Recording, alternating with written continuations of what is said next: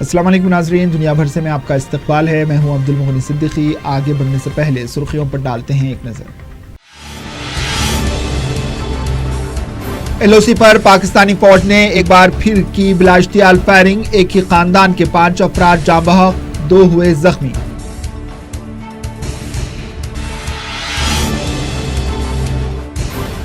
تین طلاق بل سے کرمنل ایکٹ کو ہٹایا جائے، صدر ویمنز مسلم پرسنل لا بورڈ کا مطالبہ۔ بی ایس پی نے پہلے اپنی اہلیہ کے ساتھ انصاف کرنے کا مودی کو دیا مشورہ۔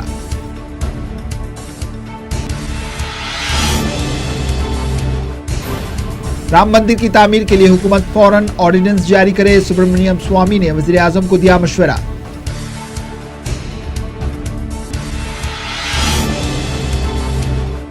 اپوزیشن نے سوامی کو بنایا کڑی تنقید کا نشانہ، کہا مندر مسجد کے نام پر سیاست کرنے کی کوشش نہ کرے سوامی، آرڈیننس کی تجویز کو قرار دیا عدلیہ کی توہین۔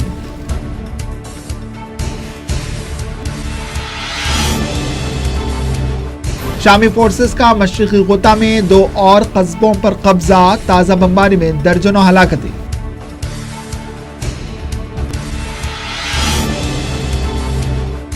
آفرین پر ہم نے کنٹرول حاصل کر لیا، رجب طیب اردوغان کا اعلان، علاقے سے کرد باغیوں کے صفائی کا کیا دعویٰ۔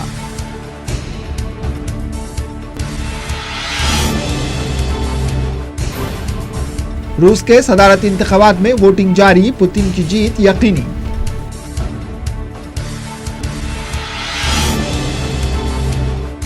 اور فلسطین میں اسرائیل کی سفاکانہ کارروائیاں جاری، حماس کی جانب سے نئی سرنگوں کی تعمیر کی کوششوں کو ناکام بنانے کا کیا دعویٰ۔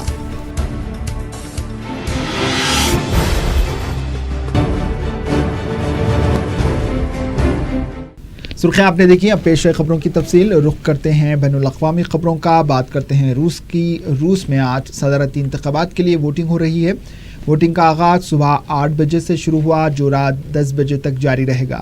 رائے دہندوں کی کثیر تعداد پولنگ مراکز پر دیکھی گئی۔ روس میں صدارتی انتخابات کی دوڑ میں موجودہ صدر پوتین کے علاوہ 7 سے زیادہ امیدوار میدان میں ہیں۔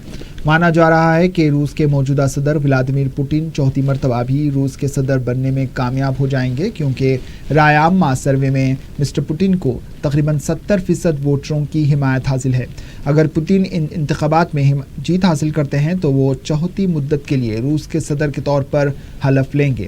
جوزف اسٹالن کے بعد پوتین روس میں دوسرے سب سے بڑے حکمران بن جائیں گے۔ روس میں اس وقت نوجوانوں کی ووٹوں کی اہمیت بہت زیادہ ہے، اور اس کے لیے طلباء کو خبردار کیا گیا ہے کہ اگر وہ ووٹنگ میں حصہ نہیں لیتے ہیں تو انہیں امتحانات میں دشواریوں کا سامنا کرنا ہوگا۔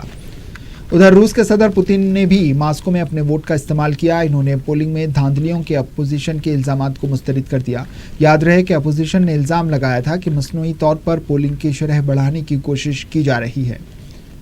خبر شام سے، شامی فوج نے ہفتے کے روز مشرقی غوطہ کے جنوب میں واقع 2 اور قصبوں پر قبضہ کر لیا اور مزید علاقوں کی جانب پیش قدمی جاری رکھی ہوئی ہے، جبکہ لڑائی کے نتیجے میں مزید ہزاروں افراد بے گھر ہوئے ہیں۔ برطانیہ میں قائم شامی رصدگاہ برائے انسانی حقوق نے ہفتے کے روز اطلاع دی ہے کہ سرکاری فورسز نے مشرقی غوطہ کے جنوب میں واقع کفر بطان اور سابقہ پر دوبارہ کنٹرول حاصل کر لیا۔ رصدگاہ نے مزید اطلاع دی ہے کہ شامی شہری ہزاروں کی تعداد میں مشرقی غوطہ سے حکومت کے عمل درآمد والے علاقوں کی جانب جا رہے ہیں، اور جمعرات کے بعد سے مشرقی غوطہ کے مختلف شہروں اور قصبوں سے 7,000 سے زیادہ افراد اپنا گھر بار چھوڑ کر چلے گئے ہیں۔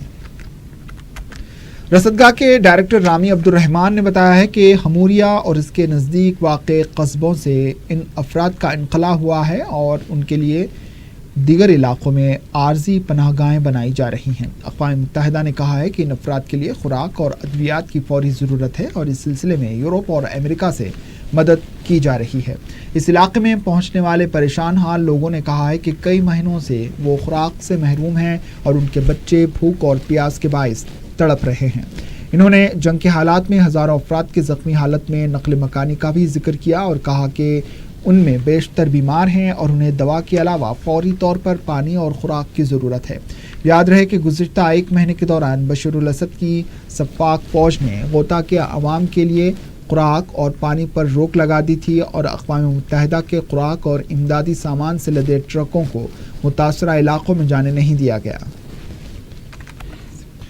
قبل ازیں ہفتے کے روز ہی مشرقی غوطہ میں واقع قصبے زمکا میں فضائی حملے میں 30 افراد ہلاک ہوئے۔ شامی رصدگاہ نے یہ نہیں بتایا کہ یہ فضائی حملے شامی فوج یا روسی طیاروں میں سے کس نے کیے۔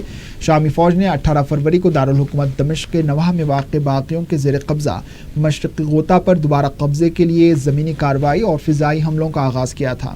اس کے بعد سے اس نے الغوطہ الشرقیہ کے 70% علاقوں کا باغیوں سے کنٹرول واپس لے لیا۔ ادھر شام کے علاقے آفرین میں ترکی کے فضائی حملوں میں کئی عام شہری ہلاک ہو گئے۔ یہ شہری آفرین سے اپنی جان بچانے کے لیے بھاگ رہے تھے۔ کردش میڈیا کا کہنا ہے کہ جمعہ کی رات درجنوں افراد ہلاک اور زخمی ہوئے ہیں، جبکہ برطانیہ میں قائم انسانی حقوق کی تنظیم سیرین آبزرویٹری نے سنیچر کو بھی مزید ہلاکتوں کی اطلاع دی ہے۔ آفرین میں جمعہ کو گاڑیوں میں موجود افراد پر شل برسائے گئے، جبکہ فضائی حملوں میں ایک اسپتال میں بھی اسے نشانہ بنایا گیا۔ اطلاعات کے مطابق آفرین سے کم از کم 1,50,000 شہری بھاگے ہیں۔ دوسری جانب ترکی نے شام کے علاقے آفرین میں عام شہریوں کو نشانہ بنانے کی تردید کی ہے۔ تاہم آفرین کی ایک رہائشی خاتون رانیا کا کہنا ہے کہ ترکی کی جانب سے داغے جانے والے شلوں نے گاڑیوں میں موجود عام شہریوں کو نشانہ بنایا۔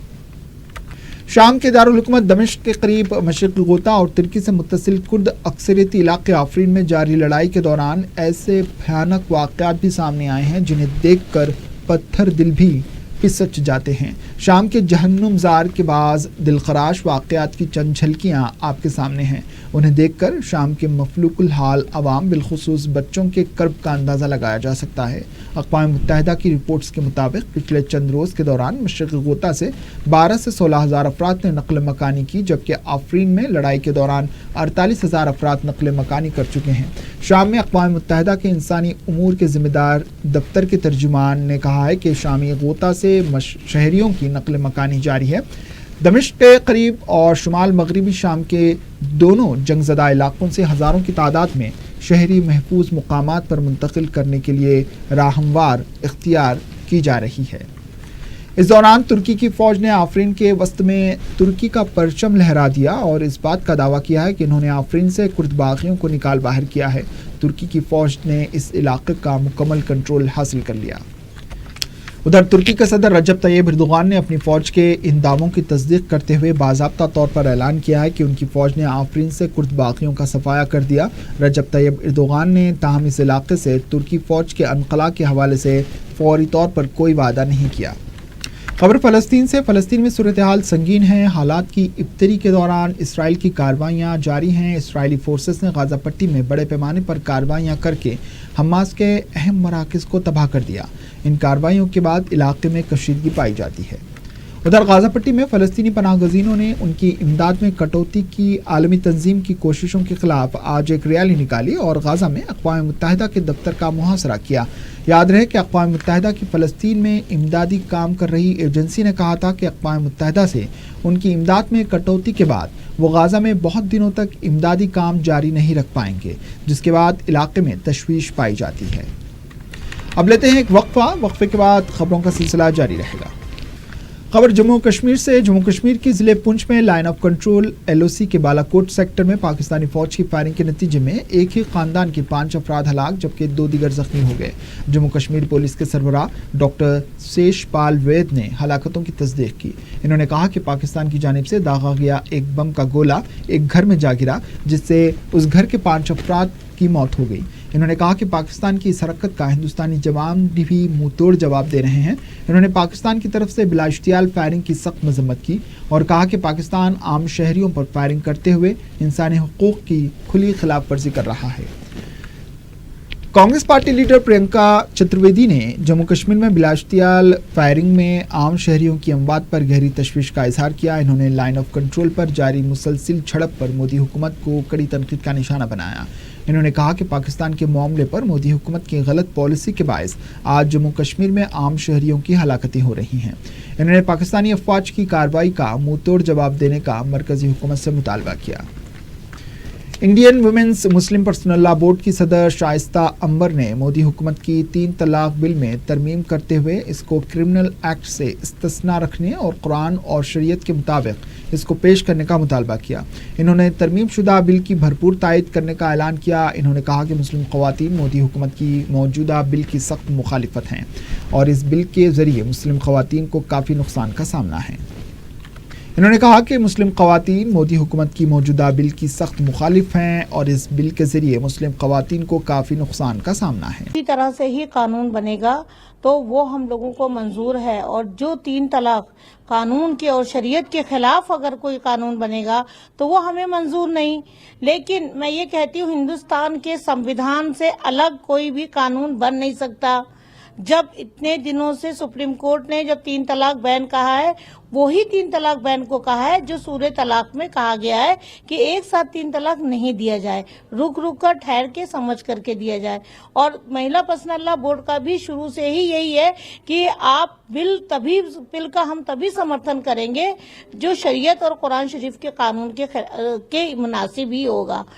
समाजवादी पार्टी लीडर रविदास ने मोदी हुकूमत के 3 तलाक बिल को कड़ी तनकीद का निशाना बनाते हुए कहा कि अपनी बीवी के साथ हमदर्दी ना रखने वाले वज़ीर आज़म मोदी को मुस्लिम ख़वातीन के साथ हमदर्दी दिखाने की ज़रूरत नहीं। इन्होंने कहा कि वज़ीर आज़म मोदी को 3 तलाक बिल से मुस्लिम ख़वातीन को काफ़ी परेशानियों का सामना है।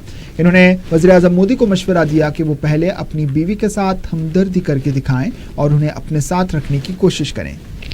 सदर जमहूरिया रामनाथ कोविंद ने उगादी, गुड़ी पाड़वा और नवरात्र की पेश नज़र उड़ीसा के शहर पुरी में मौजूद जगन्नाथ मंदिर में खुसूसी पूजा का एहतमाम किया। उनके हमरा मरकजी वज़ीर धर्मेंद्र प्रधान भी मौजूद थे। इस मौके पर सदर जमहूरिया रामनाथ कोविंद ने मुल्क के शहरियों को मुबारकबाद दी और नेक ख्वाहिशात का इजहार किया। इन्होंने इस त्यौहार के ज़रिए मुल्क के मुख्तलिफ इलाकों के लोगों के लिए खुशियाँ लाने और उनके दरमियान बाहमी भाईचारगी के एहसास को मुस्तहकम करने की उम्मीद का इजहार किया है। बीजेपी रुकने राज्यसभा सुब्रमण्यम स्वामी ने बाबरी मस्जिद के मामले पर बात करते हुए कहा है कि साबिक़ वज़ीर आज़म पीवी नरसिम्हा राव ने बाबरी मस्जिद की अराज़ी की मिल्कियत के मामले पर अदालत में एक हलफनामा दाखिल किया था, जिसमें इन्होंने ये बात वाज़ेह की थी कि अगर बाबरी मस्जिद के ढांचे की नीचे मंदिर की बकायात हासिल होती हैं तो यह अराज़ी को मंदिर के हवाले की जाएगी। और आर्कियोलॉजिकल सर्वे ऑफ इंडिया ने इस बात को साबित कर दिया कि बाबरी मस्जिद के ढांचे के नीचे एक मंदिर था और इलाहाबाद कोर्ट ने भी इस बात को तस्लीम कर लिया। ऐसे में मरकज़ी हुकूमत को चाहिए कि वो बाबरी मस्जिद की अराज़ी को मंदिर निर्माण कमेटी के हवाले करे और इसके लिए फ़ौरन एक ऑर्डिनेंस जारी करे। इन्होंने कांग्रेस पर इल्ज़ाम लगाते हुए कहा कि कांग्रेस बाबरी मस्जिद के मामले को मज़ीद तूल देने की कोशिश कर रही है, जिसकी वजह से कांग्रेस पार्टी के वकला बाबरी मस्जिद तनाज़े की सुनवाई को टालने की कोशिश कर रहे हैं। बीजेपी लीडर विनय कटियार ने बाबरी मस्जिद तनाज़े के हल के लिए मरकज़ी हुकूमत को ऑर्डिनेंस जारी करने के लिए सुब्रमण्यम स्वामी की जानिब से लिखे मकतूब की भरपूर तायद की। इन्होंने कहा कि मरकज़ी हुकूमत को चाहिए कि वो राम मंदिर की तामीर के लिए कानून साजी करे। इन्होंने कहा कि हिंदू आवाम को राम मंदिर की तामीर के लिए एक और मरतबा कुर्बानी देने की ज़रूरत है और इसके लिए तमाम हिंदुओं को तैयार रहने की ज़रूरत है। बाबरी मस्जिद के फरीक इकबाल अंसारी ने बाबरी मस्जिद अराज़ी के मामले पर सुब्रमण्यम स्वामी की जानिब से दिए बयान की सख्त मजम्मत की। इन्होंने कहा कि सुब्रमण्यम स्वामी बाबरी मस्जिद के मामले पर सिर्फ सियासत कर रहे हैं, उन्हें बाबरी मस्जिद और राम मंदिर से कोई लेना देना नहीं। इन्होंने कहा कि बाबरी मस्जिद अराज़ी का तनाज़ा सिर्फ अदालत के फैसले के ज़रिए ही हल होगा। मुकदमा सुप्रीम कोर्ट में है और कोई भी नेता या थर्ड पार्टी कोई भी हो, कोर्ट को दखल देने की ज़रूरत नहीं है। ना कोर्ट उसकी सुनवाई करेगा, ना कोर्ट उसकी बात मानेगा। ये सब बातें केवल सुब्रमण्यम स्वामी राजनीति करने के लिए एक नई दरखास्त रोज दिया करते हैं सुप्रीम कोर्ट में। अभी जो है 8 तारीख को कोर्ट ने जो है नहीं माना, बहुत से लोगों को जो है खारिज कर दिया। महंत धर्मदास ने भी राम मंदिर की तामीर के लिए मरकजी हुकूमत की तरफ से ऑर्डिनेंस लाने के लिए सुब्रमण्यम स्वामी की जानिब से पेश करदा तजवीज़ पर सख्त बरहमी का इजहार किया। इन्होंने कहा कि सुब्रमण्यम स्वामी को क्या अदालत पर भरोसा नहीं है जो ऑर्डिनेंस लाने की बात कर रहे हैं। इन्होंने कहा कि मुल्क की आवाम को अदालत पर पूरा भरोसा है और अदालत की जानिब से दिए गए फैसले पर ही मुल्क की आवाम अमल करेगी। Congress party senior leader V Hanumantha Rao ने कांग्रेस पार्टी सदर राहुल गांधी की जानिब से पार्टी को मुस्तहकम करने के लिए नई नस्ल और सीनियर कायदीन को मुश्तरका तौर पर काम करने के लिए दिए गए मशवरे की भरपूर तायद की। इन्होंने कहा कि नौजवान नस्ल के जोश और सीनियर कायदीन के होश से अगर पार्टी के लिए काम होता है तो मुल्क में कांग्रेस पार्टी को काफ़ी फ़ायदा हासिल होगा।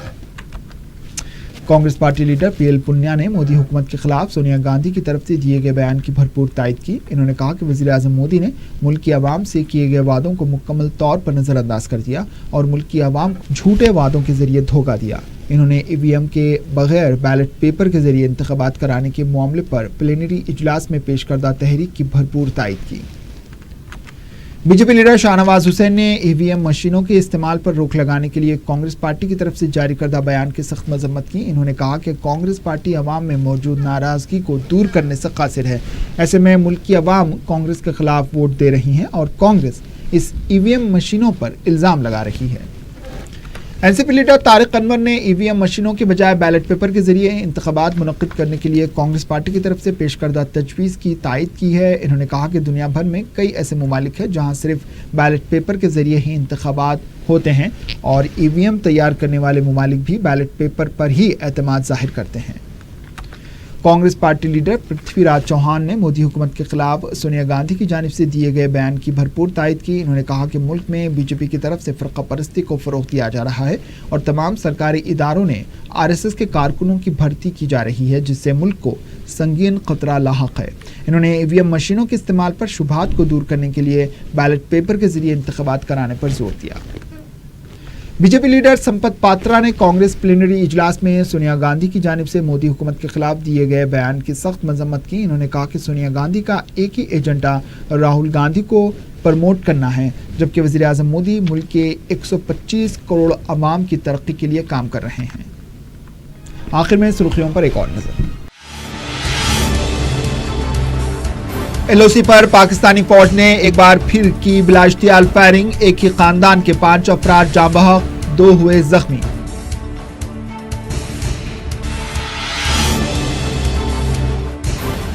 तीन तलाक बिल से क्रिमिनल एक्ट को हटाया जाए, सदर विमेंस मुस्लिम पर्सनल लॉ बोर्ड का मुतालबा। बीएसपी ने पहले अपनी अहलिया के साथ इंसाफ करने का मोदी को दिया मशवरा।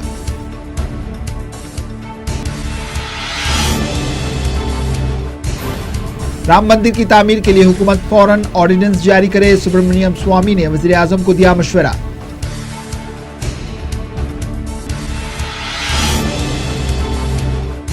अपोजिशन ने स्वामी को बनाया कड़ी तनकीद का निशाना, कहा मंदिर मस्जिद के नाम पर सियासत करने की कोशिश ना करे स्वामी।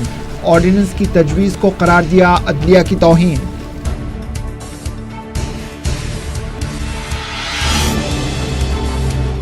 शामी फोर्सेस का मशरिकी गोता में 2 और कस्बों पर कब्जा, ताज़ा बमबारी में दर्जनों हलाकतें।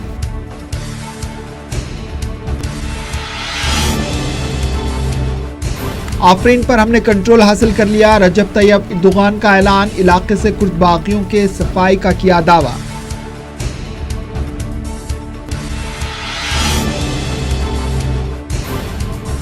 रूस के सदारती इंतखाबात में वोटिंग जारी, पुतिन की जीत यकीनी।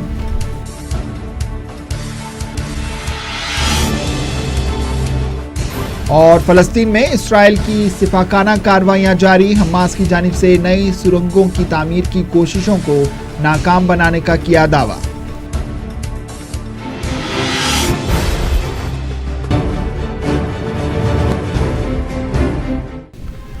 इसके साथ दुनिया भर से इख्तिताम को पहुंची, दीजिए इजाजत, अल्लाह हाफ़िज़।